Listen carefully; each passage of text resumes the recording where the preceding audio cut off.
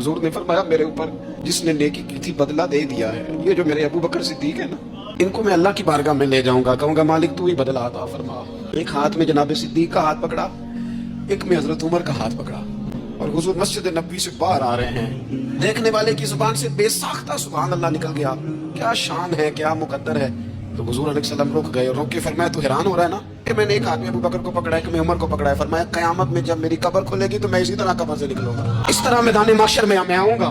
खबरदार हुजूर के वफादार, उनके वफादार रहना, उनके वफादार रहना, उनके वफादार रहना। बड़ा अजीब दौर आया है। हमने ये दौर देखा है कि लोग हुजूर के सहाबा के बारे में भी बात करेंगे। अब नबी पाक की औलाद पाक के बारे को भी डिस्कस किया जाएगा। अपना मुंह तो देख, अपनी हैसियत देख, और फिर वो बंदे देख जिनको अल्लाह ने चुन के अपने महबूब की गुलामी के लिए हुजूर के करीब बिठाया।